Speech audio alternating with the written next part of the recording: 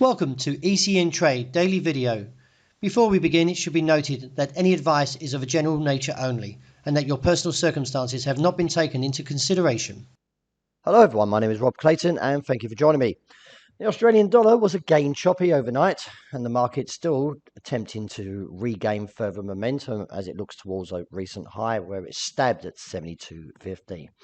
In light of the 60-day moving average trying to weigh the market down, the challenge between the bulls and bears is still continuing. At this present stage, though, I'm still keeping to the view because we haven't fully broken to the upside. And the technicals, although somewhat positive, I feel that I don't have the momentum to take the market higher. So I am looking back towards 71.25 as an initial target and reassess from there. The euro, still a little bit mixed as the market tries to attempt to climb higher since rebounding off 113, but still lacks momentum. In light of the RSI and a weak MACD, I still am holding the view that the market will test back towards that bottom side of 113 and a close under there. Gives further scope down towards 112 and with the base recently challenged or around 111, figure 35.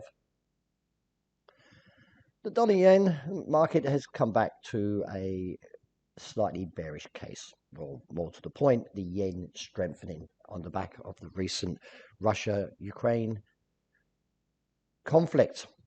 In light of the pattern here, we are near enough reached its target of 114.70. Now, if this fails to hold into today's session, then the next move will be down towards the initial support region of around 113.80 to about 114.15. But around this region does appear to be its destination due to the fact that the RSI has broken and remains heavy and the MACD has married up to the bearish case. So let's see how 114.70 plays into today's price action. Sterling, really, well, hardly anything to go on. The fact is that 134.60 to 136.60 is still the range, and it has been for quite a few days.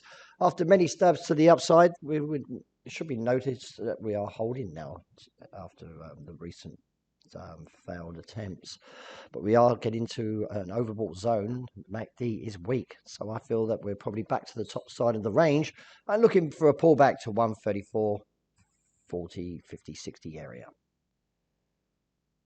Not quite the break that the bears want for the sterling Kiwi. The fact is, although we have broken the trend line, if we just tidy this up a little bit, but the fact is that the market hasn't shown any follow through to the downside. Still, keep an eye on this indicator here, the RSI. It hasn't fully supported the break. So I'm still questioning at this stage if the fact is that the market can continue lower. As I mentioned in the report, that I would like to see a close under 202.30 to give me a target of 200.00. As mentioned, with the Russia and Ukraine tension or crisis, they got another bullish candle.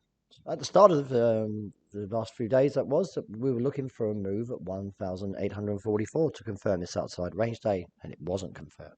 And instead, the market's broken higher and now back towards the highs last witnessed back in May 2021.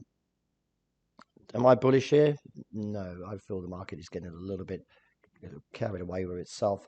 And as you can see from the RSI on the 4-hour as well as the dailies, that we are getting an overheated trend as well. And again, there is some divergence. Now with divergence is as the market climbs to higher highs and the indicator is still making no fresh highs, that the market could easily snap.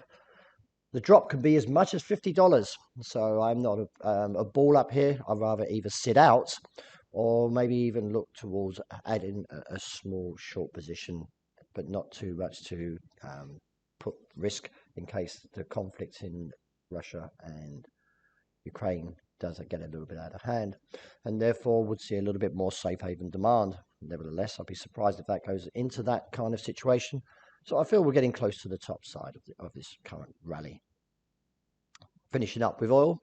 Since the bearish divergence kicked in, the market is still somewhat heavy for oil. The indicators are remaining negative, so I'm still holding the call down towards $86 a barrel and reassess from there. Well, that wraps it for the morning. Thank you very much for joining me, but please look out for the intraday report later and also the end of the day wrap.